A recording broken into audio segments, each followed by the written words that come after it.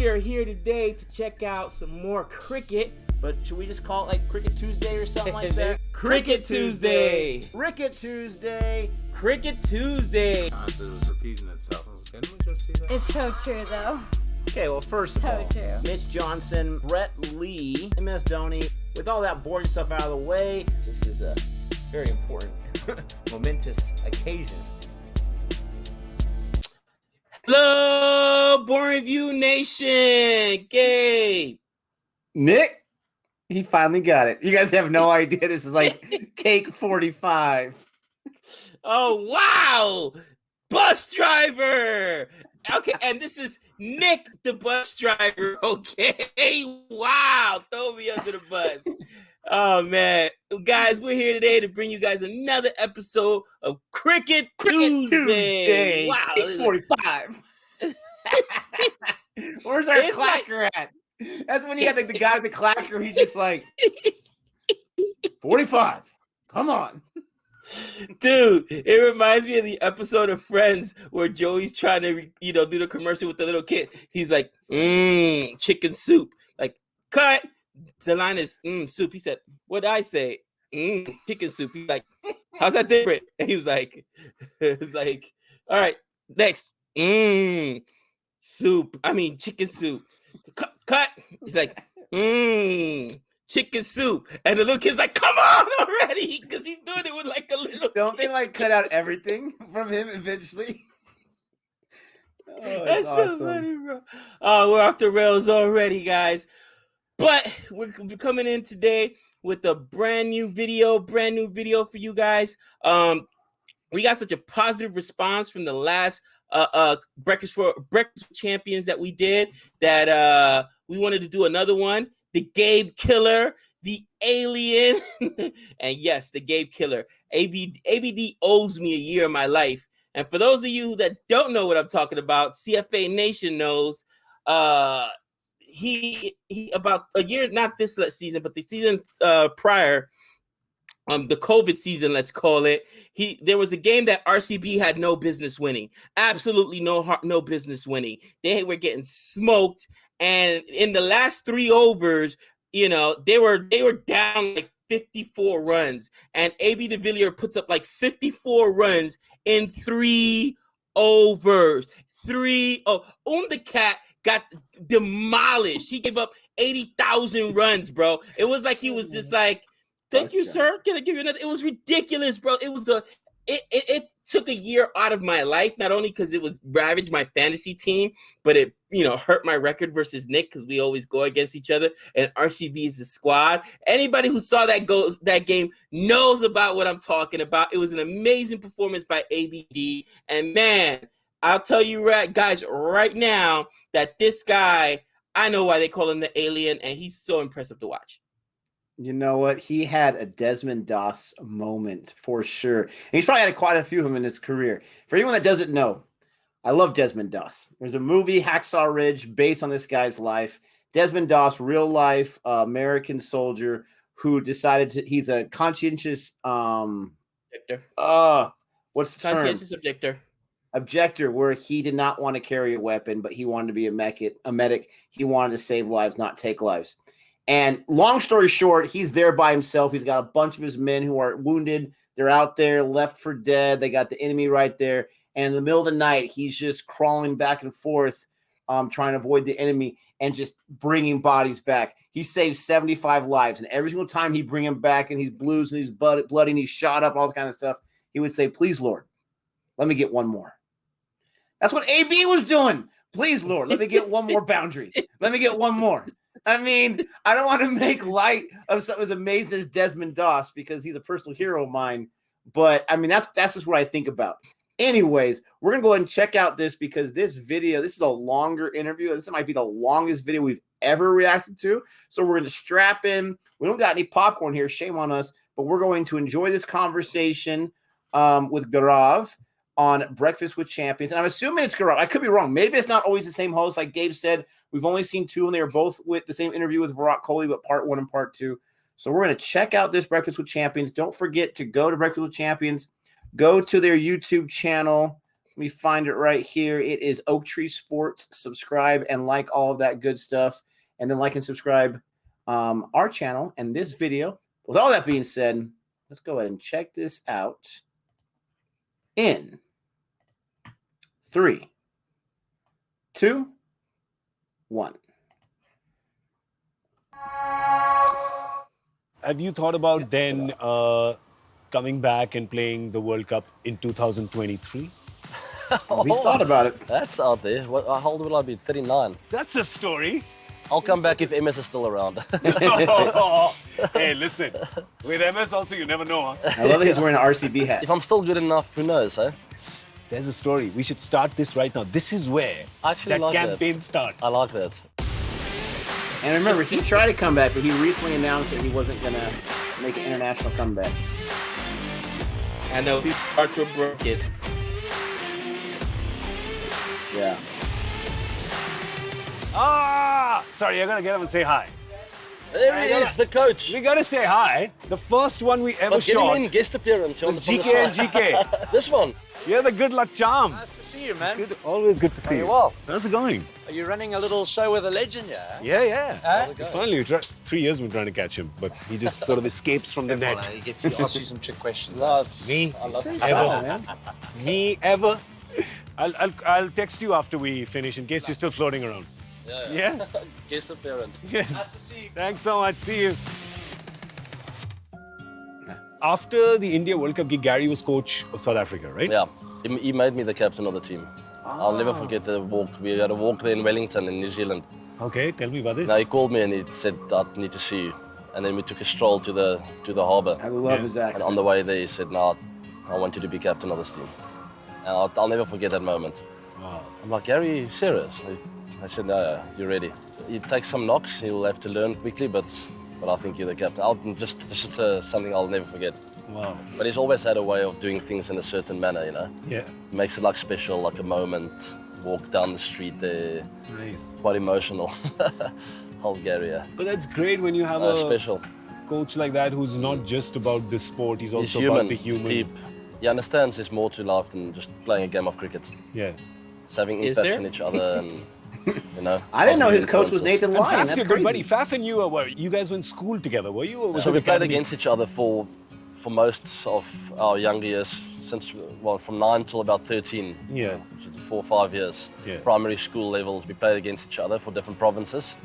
And then we ended up going to the same high school. So the age of 14, having been big rivals, leading Yeah. up to that, we actually found ourselves in the same team, Wow. which was very He's talking about refreshing. Faf. Yeah, it's That's I think we were both very relieved because we were very competitive. We knew about each other. We didn't really talk to each other too much. And then the next minute, I was sitting next to him going, yeah, finally, we're teammates. And that's where the friendship really got going. Yeah, and he came in after you. He came Yeah. into the South African setup after you. Yeah, he waited a bit longer. It happened quite quickly for me. A couple of doors opened up. I put my Yeah. hand up at the right time. Where the path he walked was a different humble. one, but it set him up perfectly for international cricket. I think he was mentally in a great space when he finally made his debut. Yeah. There was a moment where he was thinking of signing for one of the English counties. Yeah. He did call me up and said, what I think about it? And I said, listen, not a long time from now, there will be a few retirements, a few guys will step down, you're pretty close, and the coaches and the team are talking about you, so Yeah. just hang in a little bit longer.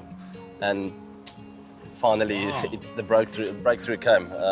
I'm not taking credit for that, but we did have that No, we conversation. can take it. You can take it. It's fine. We did have that conversation, and I'm very happy I was straight It's up. a great story. There's some people in England who are going, oh, it was him.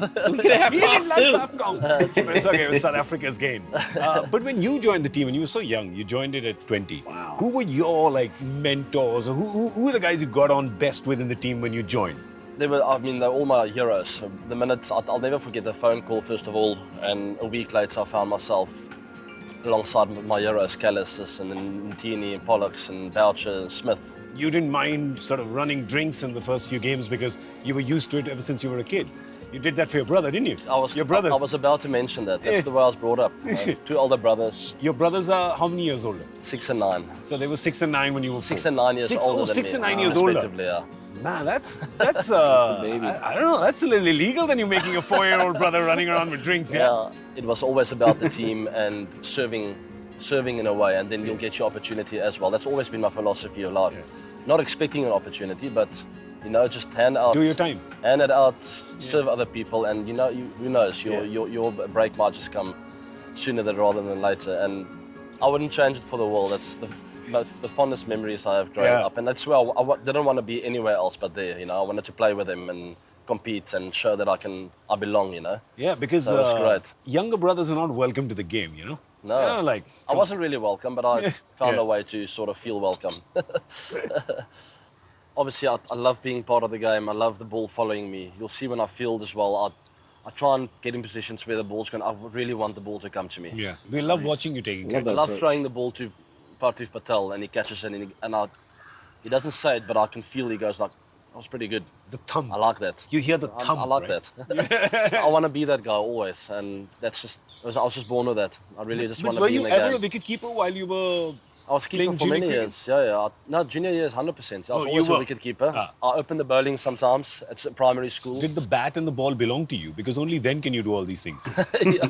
And we won't have a game. Maybe when I was very young. I never enjoyed getting out. So I would get out and then I'd say, no, it's not out. Yeah. So I was funny. I remember my friends giving me, I was very young then. I was like 6, 7. I remember growing up with my 2 older brothers. Yeah. So now in primary school, my friends were going to try and tell me that I'm out. No. I had enough years of carrying water around. Yeah. You've got to get me out properly before I'm out. You've got to bowl the stumps out of the ground. Never mind catch me. I've taken on guys twice your size, but brothers, I can take you. So I was pretty bad in primary school. Yeah. So how does AB switch off? What do you like to do when you've switched off? What are your leisure time favorite things to do? I've got a deep connection with nature. Yeah. I love spending time in the bushveld up north in Africa, South Africa. I grew up in a small town. My parents still live there, so I'll go there as often as I can just to switch off. My father-in-law's got a farm as well with some wildlife on it. Yeah. There's really nothing better than that, just to go and sit there for a weekend and do nothing. Connect with nature, watch the animals roam free and spend time with the family. When it rains in the afternoon, I've got a big connection with little things like that. That's what makes me feel alive. Spending time with my wife, my family is obviously #1 priority and most enjoyable thing I've ever done. Yeah. I promise you, it's the craziest thing. Things that I really don't enjoy doing, all of a sudden I love because I'm doing it with them. It's weird how that works. And changing my own kids' nappies, it's a pleasure. It's an absolute joy. Yeah. I love serving other people and connecting with people like Gary Kirsten, which is my coach at the moment at RCB, and we've had a long walk together for the Proteas as well. I just love little connections like that. And I'm human after all as well. I mean, I have my moments where I feel down. He's not human, he's an alien. I have my hours in a day where I feel like, just don't want to do anything now. Yeah. And that's human, it's okay. Thank God, I'm so okay happy to hear that. I'm a little relieved to hear that. Yeah. Right? I really, because if that can happen to AB, then it can happen to GK. People will tell you that doesn't happen to them are talking nonsense. Does, yeah. They're lying. Yeah. They're living a lie. It's human. You have quite a religious or a spiritual side to you as well. Does that come from your parents? Was it childhood? Did you discover it yourself? How did that happen? I think every person's got to come to a stage in their lives where they find it themselves, you know. For me, there were a couple of moments. I was in the back of a car with my family driving back from a Sunday lunch, and I had this moment, this connection. Yeah. It happened again in Sydney on a boat, 10-hour fishing trip with the Morkel brothers. Yeah. I got sick after 2 hours, and for 8 hours I was lying on the top deck, literally feeling like I was going to die. Yeah. And there was a moment there again. So there were two huge moments in my life spiritually where I could feel the presence of God. So it didn't see him, or I'm not going to lie and say, oh, he spoke to me. Yeah. I started crying and I felt like, whoa. Yeah. And it was almost like you're telling me, appreciate what you have. Wow. Family comes first. Always stay humble, that kind of thing, you know. Yeah. Don't get ahead of yourself. You just reminded me in a way. That's what I felt. I can't say I heard a voice or any stuff like that, but those are the moments that I really felt like, okay, it's real. The thing is, India's got a few favorite adopted sons. Yeah. And I think you're right up there with them. I don't know how that happened, but I'm very happy that happened. I feel at home when I come over here these days. It's amazing. You proposed Exactly. in yeah. India. Yeah, it's a special place in my heart. Yeah. So how did you think of proposing at the Taj Mahal? Slightly cliched though. Maybe when you look back, yes. I'm thinking now, like, Let's go to the most romantic no. monument. Yeah.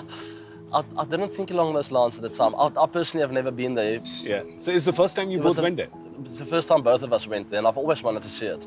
I woke up one day, like it was 6 weeks prior to that, and I literally just woke up and was like, what am I doing? When you know, you know. I've got to marry this girl straight away. Yeah. And it just happened that way. So I didn't decide before then it's going to happen in India, but I realized I'm going to be in India over that time, and then the idea came to mind. It's the perfect place to do it. Yeah. What's the strangest place that you've been asked for a selfie? On a plane, asleep with my headphones on, I found a baby in my arms. With the moms taking a selfie there. I literally woke up with a kid in my hands. And I woke up thinking, what is going on here? Were you a father at the time in real life when this happened? No. You weren't? No, I wasn't. And I was, sort of scared of babies. And I woke up with a baby in my arms in the plane. Very funny. The fun part of the story would be, and then I kept the baby, and now he's Navdeep Sen.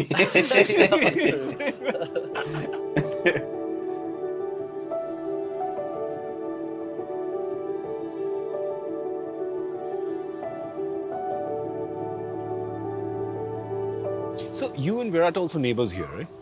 We are neighbors. So. Yeah. He told me. I just bumped into him and he said, we are neighbors. Ask him about that. I said, well, ask him if you're a good neighbor. Is that what I have to ask him? If it wasn't for the mosquitoes here, we would have left our doors open and probably would have shared a big room. Anushka's there all the time. Our family is there. The kids were running around.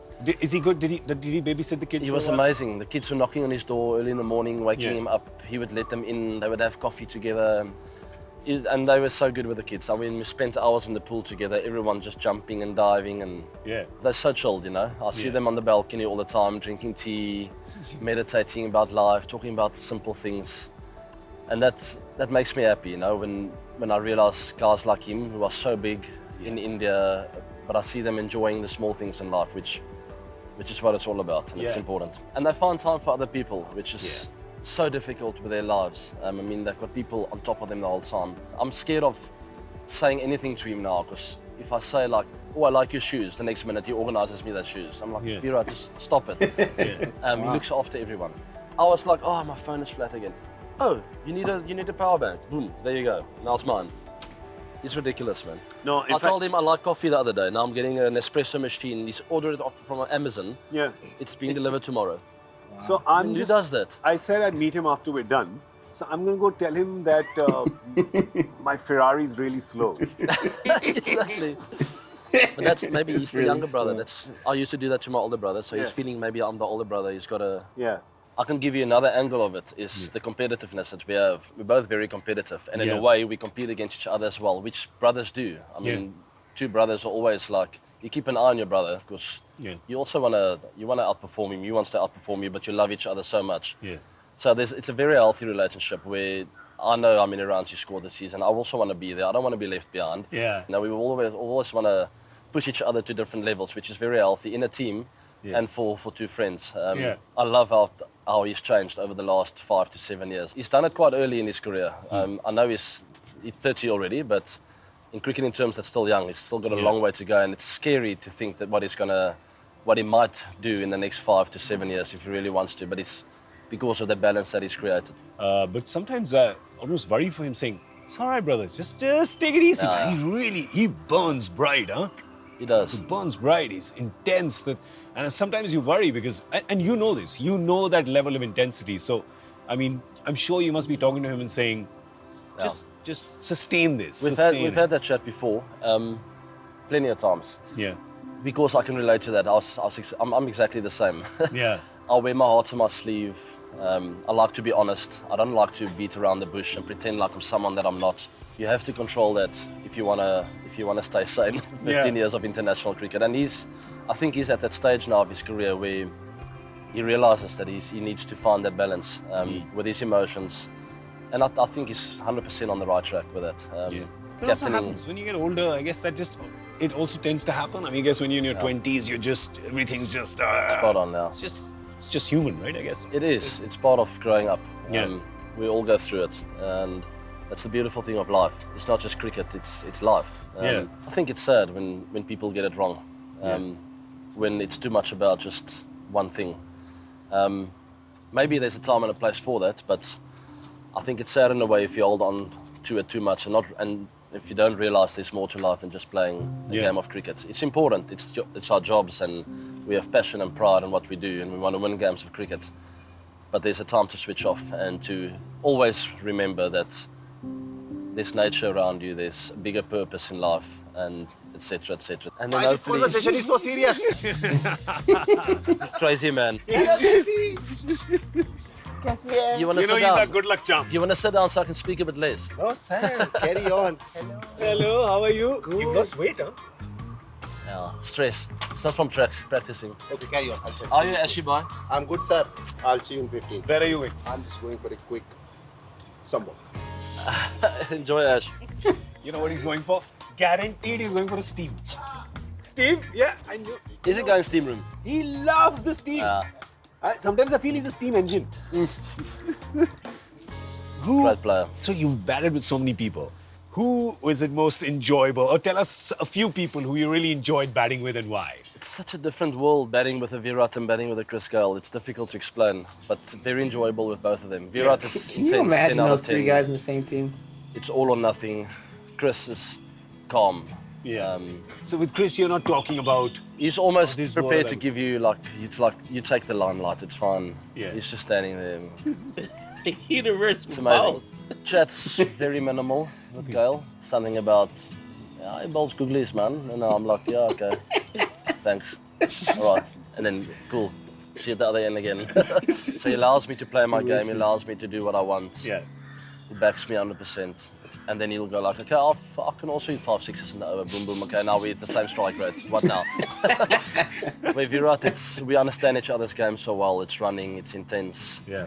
We threaten the opposition like we're going to take the game away from you now. If you're not on your A game, we're going to take it away. So I also love that. It's different worlds, but more often than not, same result. So I don't know what the right answer is. It's whether you study the game or have just play on instinct. Yeah. You Whatever do works what's for true you. to you. I Right? love to adapt to that. Yeah. That's why you're Mr. 360. When you were playing, who were the bowlers who you really rated highly? Andrew Flintoff, Shane Warne, guys like that. I think the two of them stand out. Flintoff as a seamer always felt like he hit my bat very hard. Big match temperament kind of player. Warney, it was an unfair battle. I mean, I had absolutely no chance. Yeah. Warney was very intimidating. I literally watched him since I was 6, 7 years old, all right? I hated him. 21, playing my first test match in Australia, and he's at the end of his mark. Clem McGrath was bad enough opening the batting against him. I survived somehow. Brett Lee bowling 150 or something at the other end. And the next minute, so I survived that. I'm 60 not out, and Warner's standing there. I'm thinking, yeah, It's never ends. I just had no chance. It was always going to happen because it's just that intimidation factor. Gilchrist at the back, Hayden here, this guy there. It's just, I wish I could face Warner and Flintoff and the boys now. Or Because now they're 50. you know what I mean. I feel like, what is it? You still have the record for fastest 50, fastest 100, fastest 150? Those Yeah, three are with still yours. 150 I slipped up. It should have been much faster. That's going to get broken. Cricket is a funny game, and the people of cricket, they forget very quickly, and they lose faith in people very quickly. So hopefully that doesn't happen. Wow. And that's maybe what's keeping me alive and keeps me driven. We're all this far away from that. Yeah, Always gotta we're keep one working. moment away from it, aren't we? Got to keep working. I don't Hopefully they'll go like, you know what, he can still play. He hasn't scored 100 hundreds in the last few years, but still remember what he... We'll find out. Yeah. AB, thanks so much, man, for being here. Is that it? No, man, Thank you. we're only getting warmed up here. Yeah. I've got so much more to say. I didn't speak well. Tell me what you... Sorry, audience. Tell me the It's so story. hard you with went that. in. Your first time in the dressing room? Forgot your equipment sometime? Oh my word. I was 21, opening the batting in the West Indies. Nervous? In Trinidad, opening the batting with Graham Smith, and after 2 overs, I went like, oh! I walked out to bat without a box. No! Ooh. Facing the new ball here, and I realized my box wasn't in. Oh, Lord. That was very embarrassing, and the guys took the mickey out of me for a while. And that happened at the age of 35 again, in Bangladesh the other day. I walked out to bat, and I was sitting there, realizing I don't have my thigh pad or my box on. That's what happens when you don't play cricket for a few months. That was Now be good.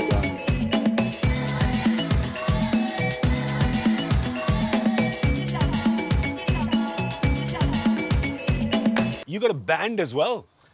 Absolutely love music. And look, let me start off by saying I'm a very, very average musician. Okay. I've got a very good ear, so I know when a song's good or not. I know when something is on the notes, when it's not. Love writing songs. I'm pretty good at that. Breaking down songs completely and knowing exactly what instrument was used there. I can hear the violins. And I absolutely love that. And the rhythm to a song when the drums come in and the big moments. Huge passion for that. And my wife is an incredible musician. She plays, she's good. She plays piano every day and she sings like an angel. She's really good. She's a classical pianist. She studied piano throughout her life properly. She's a very good singer. That gene pool. Dad's going to bring him down a bit with the music. With the music, perhaps. But hopefully they have with the sport, you are getting them right up there. With the music, the mother's doing the job. So, man, there's no pressure on them. They can do what they want. Yeah, but I mean, they've got that's an unfair genetic advantage. Most importantly, do you get to be DJ in the dressing room? I don't really. I've got to. No, you don't. Not with Yuzi and Virat there. No, I do. Can you do this? Can you do the Bhangra move? This. So it's like this. It's like you're unscrewing a bulb. Yeah. So just like this. There you go. I tell you, Yuzi might just explode laughing. I can tell you, Yuzvendra Chahal, he's a horrible dancer, but he thinks he is the best in the world. Yeah. I mean, he dances like an idiot. He just jumps around there and all sorts of funny stuff. He thinks he's amazing. And people laugh.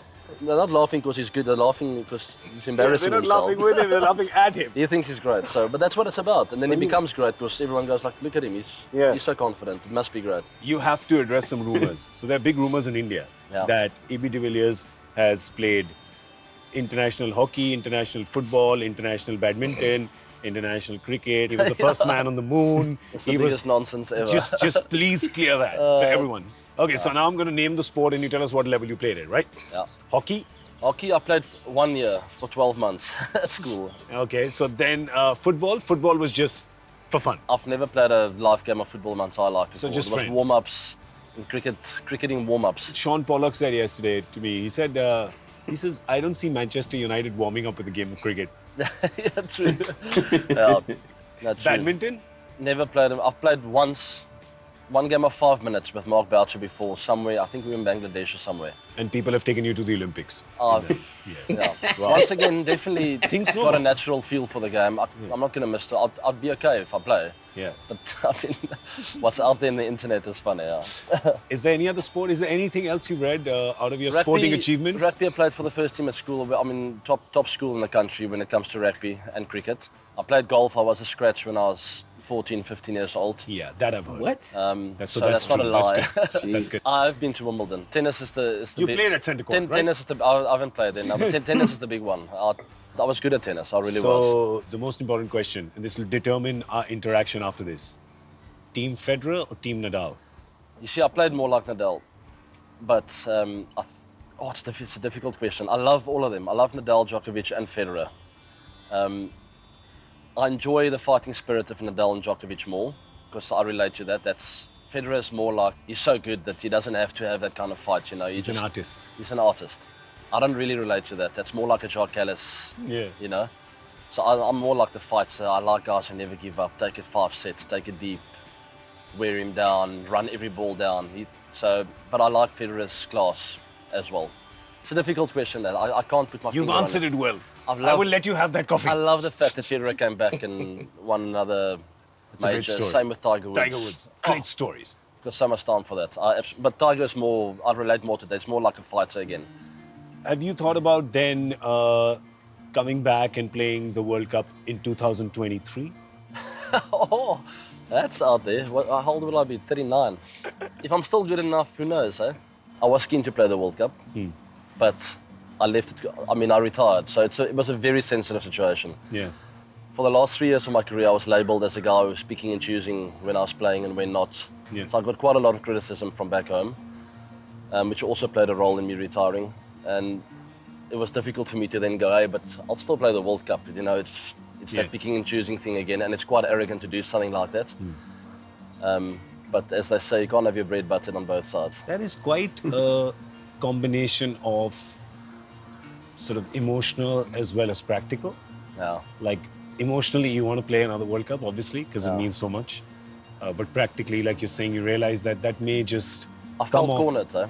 I've always been about the team. It's never been about myself. But I found myself in a position where I had to make a decision where it's going to look like I'm thinking about just myself. Yeah. There's a lot of reasons I had to move on. There's a lot of things that played a role. Family is definitely a big part of it. The longevity of my career. I mean, I've played for 15 years. I was just tired of the whole international scene. It's quite busy, very stressful. The mental games, the doubts you have as a person, as a player, all the time. It wears you down. And being captain of the Proteas for a long time also took its toll, you know. And then there are a few deeper issues that might have to be discussed when I'm 50 one day. We'll wait for the book. We'll wait for the book. There's a part of me that'll always miss it. I mean, I had so much fun. It's everything that goes with it. I wish I could push on longer, but it was just, like I said, it's time.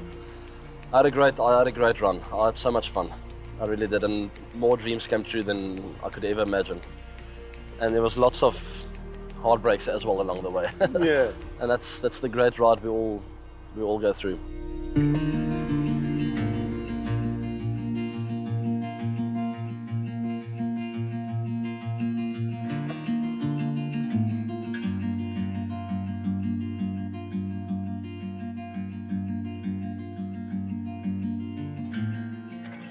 Hi, I'm AB de Villiers, and you can catch me on Breakfast with Champions.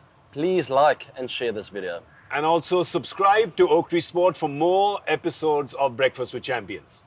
The bell! The bell! The bell! We're going Let's to go ring the bell. again. They ring the bell. Must I also ring the bell, just you? The bell icon. Do the bell icon. That's it. We're good. We're good. One take's good.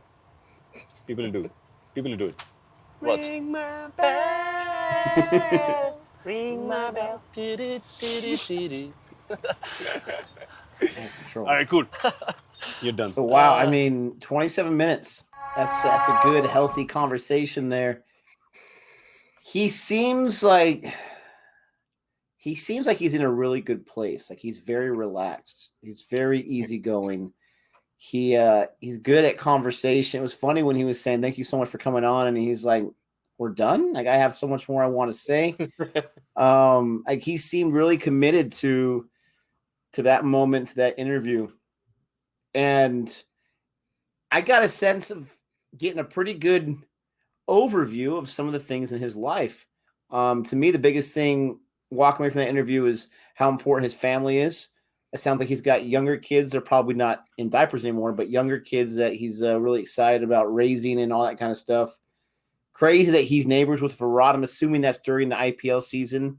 They probably have places near each other, or maybe he just rents out this. I have no idea the logistics, but that's super cool. And I've always heard that those guys are super close. So it's no surprise that they're sharing the same pool in the backyard, and they're out there for a few hours just goofing around. And the kids are over there knocking on Uncle Virat's door and whatnot and all that kind of stuff. But that was really, really enjoyable to listen to all of that.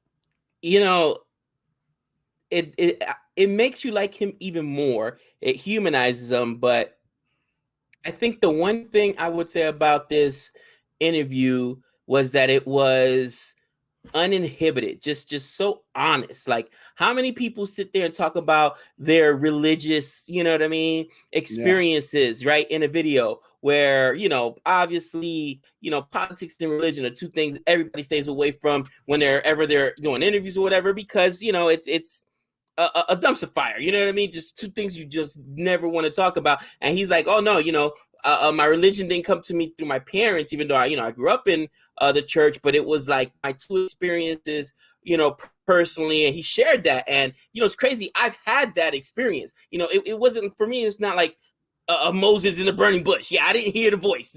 I didn't get all that. I didn't get the Holy Spirit or Ghost or anything like that. But I know what he's saying when you have that moment that God speaks to you, but it's through a feeling, you know what I'm saying? And that was such a huge thing. I was like, wow, that's so, you know, a personal moment to share with us, right, the audience. And then when he was talking about how his choice to retire from the international game came as a result of criticism, that was really honest, because most athletes will be like, yeah, I don't listen to the noise. Again, JL, right? Oh, it's all white noise, boys. It's all white noise until they got to him and he's kicking over trash, right? Exactly. And I just mentioned JL because it's so funny because he was specifically saying it and it happens. But so many athletes, they wear their emotions on their sleeves. And listen, they're people.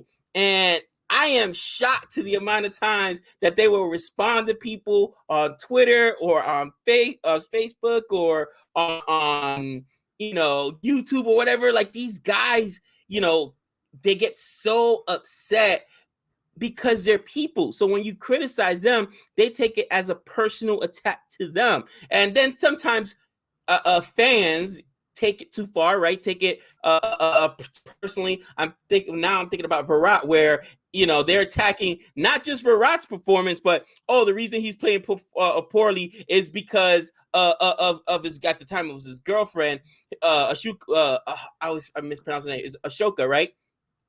Yeah. You're attacking her. Anushka. You're ruining, Anushka. You're ruining Virat's game. What? What do you do? You know what I mean, bro? So that was such an honest thing. And if you're one of those people who did that, and we're talking about the South African fans here, AB de Villiers chose not to play in part because of the criticism. Because it was like, all right, well, if I'm a guy that, picks and chooses when he wants to play, and you guys don't think it's fair to the team, I don't want this to be controversial for the team. I don't want to take away from the team. So I'm going to step away from the game. And sometimes your goal of trying to attack these people to get the best out of them might backfire. You know what I mean, dude? Because I got the feeling like I would have kept playing, but this became an issue. You know what I mean? Which is why I stepped away. This and some other things. So that was so honest. Most people wouldn't even say anything like that. So, it's just a time, my body, I'm getting older, whatever. No, he brought that up. So that was super interesting. And I love that because I feel like that's very similar to my own personality, where I've always said I'd rather just be me and either get destroyed for it or get praised for it than get destroyed or praised for not being me. And sometimes that comes to the detriment, because sometimes I want to be honest about something that's probably going to get me in trouble in whatever capacity it's in. But he even mentioned there, he's like, I put my emotions on my sleeve. I'm a very honest guy, and that's just who I am. The thing that really took me back was when he said that people are going to forget about you super, super quick, right? I mean, I was like, wow, that's really, really honest. And I know as helping run this channel in CFA that people talk about him all the time. We get requests every single week to check out his fastest century of all time, the fastest to get to 100. And we actually reacted to it, got a strike, it got taken down, but people still request every single week. People love themselves some AB de Villiers. So I don't think it's going to be as quick as what he's saying there, but I don't think he's saying that trying to get sympathy. I think that's how he actually believes. Like, you got to make your mark, and it seems like his legacy isn't everything, but it's still important to him. And he seems like a very, very interesting guy. I'm not going to say that I'm too surprised by his personality, honestly, but I mean, it's incredible. This guy is in partnerships with Virat Kohli. He's in partnerships with Chris Gayle in the IPL. He's coming in with some South African legends like Callis and whatnot when he's coming in at 20, playing with guys like Faf later on in his career. I mean, he's seen quite a few things, being the captain, all this kind of stuff. And first of all, he looks like he's 25. I don't believe that he's in his 30s or 40s, whatever it is. But secondly, it was incredible. And the last thing I'm going to say, because I'm just so jealous about it, is I can't stand these world-class athletes that are good at every sport. Oh, yeah, I'm sure if I tried badminton, I'm probably pretty good at it. Oh, I was pretty good at tennis, actually, to tell you the truth, this or that. Like, how is that even fair? Like, can I be good at one sport? Bro, he was a scratch golfer. Golfer at 14. I ain't never been scratch golfer. What are you kidding me? You know what I mean? And I played baseball, so you would think that the two would correlate. Yeah, no, it don't. No, it don't. All right. But man, that is I thought about that part of the video too. I thought it was really interesting, the Faf thing too, right? Because as a West Indies fan, right, I get upset a lot because every time I see Jofra Archer pitch, he should be with the West Indies. And England takes a lot of flack, right, for having players from other countries because they got the, dual citizenship thing, whatever. Or basically, anybody could be English. I guarantee they could grab some Americans and say, listen, way down the road, their great grandmother came on the Mayflower. They're part English. They can claim anybody in America. But listen, do you fault these players when I'm not getting a chance in my own nation? I gotta play. Think about it from the player's perspective. And if you're not paying me to play and I'm getting overlooked, yeah, I'm gonna go somewhere else. And I found that so interesting because he's like, he said, I don't want to take credit for it, but I had to kind of talk him into, listen, they're talking about you. You're gonna get your chance.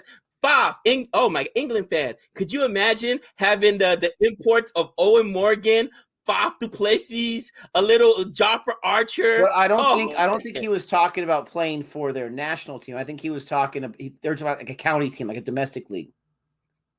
No, I think it was he said the England counties. I think it was just a domestic league team.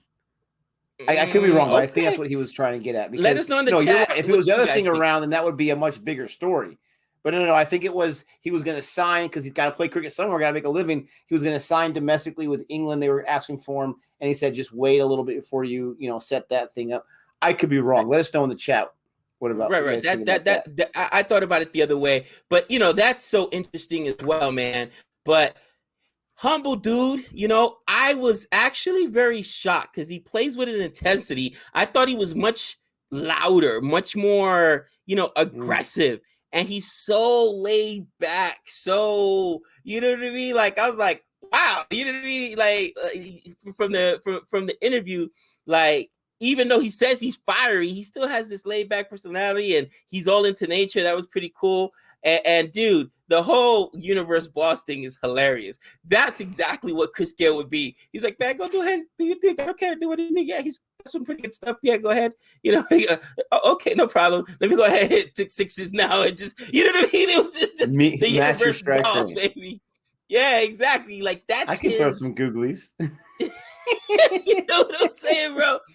And he's gotten to that with those guys where with Varun, it's go. You know what I mean? We're going to hustle. We're switching strike. Intent, intent. Varun almost killed Padicle that one game. Remember where Padicle's like done? They batted the entire game, brother. We're in the 18th over or whatever it is. And Padicle barely run from end to end. He's out there drenched in Sarjar. And Varun's trying to steal every single or every run, get two. I'm like, gosh, bro. But that's Virat Kohli. That's the intensity. So I understand what he says when it's night and day playing with those two guys. Absolutely. These conversations are so cool, and hopefully we can continue to react to them and all that kind of stuff. But I love this. Sounds like Gabe loves this. Let us know what your thoughts, your impressions are on this interview. Some of the things he talked about. Let us know if have more insights. I got to be honest, I didn't know who that second guy was that video bombed. Ash, they called him. I know it wasn't Ashwin, right? That's the only Ash I can think of. So, no, it's not.